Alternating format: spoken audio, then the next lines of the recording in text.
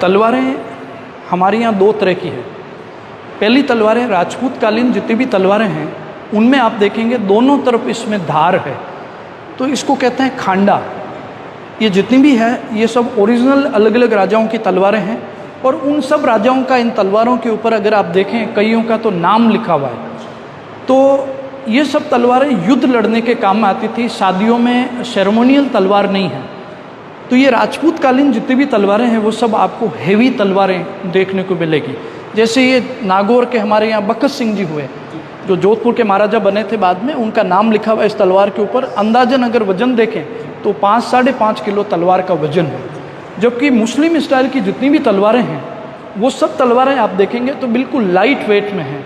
हम एक बार हाथ चलाएं और वो 5 बार हाथ चला सकते थे, इतनी लाइट वेट की तलवारें हैं।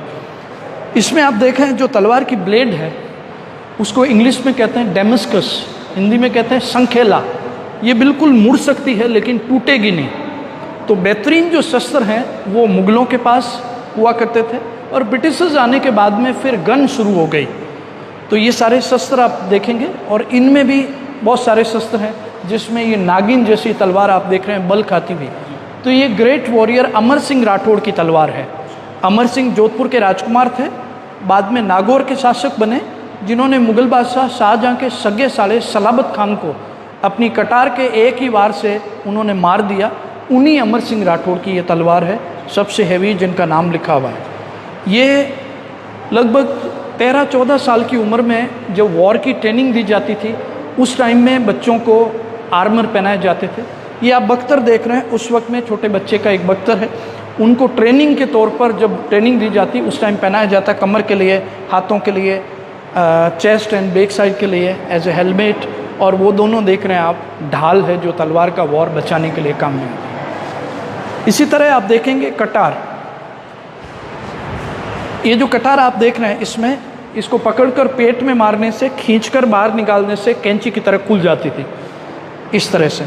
और इनमें आप देखें क्योंकि ये ब्रिटिश टाइम की कटार है इसलिए इसमें पिस्तौल अटैच है, और इनमें हाथी दांत का, गोल्ड का खूबसूरत काम किया गया है। ये सब खंजर है।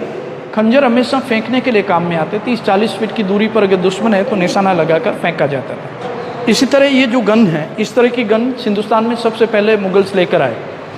हमारे यहाँ तोप, गन, बारूद ये सब मुगल्स लेकर आए थे।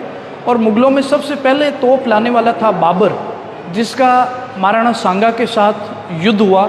खानवा का जो मैदान है, एक तरफ हमारे पास में जो है लाखों की फौज थी, तो दूसरी तरफ उनके पास 25,000 ही थे। लेकिन तोप, गन, बारूद होने की वजह से, हालांकि संख्या में हम इतना ज़्यादा थे कि उन्होंने मुग़लों की तोपें छीन ली, लेकिन हमको चलाना नहीं आता क्योंकि हमारे लोगों ने पहले तोपें कहीं देखी नहीं थी, इसलिए उस युद्ध में हमको हार का सामना करना पड़ा। तो इसी तरह इधर जो आप देख रहे हैं गन, जैसे नीचे जो गन है ये शिकार जब जाते थे उस टाइम यूज़ लेते। जैसे युद्ध जब होता सामने वाले को सावधान किया जाता है, सावधान, युद्ध के लिए तैयार हो जाओ। तो शिकार भी जब जाते थे शेर का शिकार करने के लिए, उनको पहले वार्निंग दी जाती थी, इस गन से फायर नहीं होता, ये सिर्फ आवाज़ के लिए है, ज़ोर से धमाका होता। उनको मौका दिया जाता था भागने का, उसके बाद शिकार किया जाता भागते हुए का।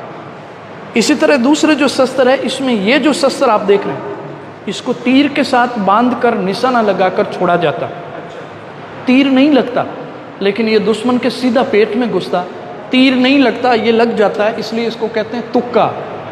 हमारे यहाँ कहावत है, लगा तो तीर नहीं तो तुक्का, तीर नहीं तो तुक्का सही, तुक्का लगाया। तो ये तुक्का है जो आप देख रहे हैं। ये सुबह के टाइम में जब महाराजा भ्रमण के लिए जाते हैं उस टाइम ये छड़ी उनके पास में रहती है। ये गुप्ती है। 2 नंबर पार्ट इसके ऊपर की तरफ छुपाया हुआ शस्त्र है, छड़ी के साथ छुपाया हुआ शस्त्र गुप्ती। इसमें 3 चीज़ें हैं, छुरा, पिस्तौल और गुप्ती।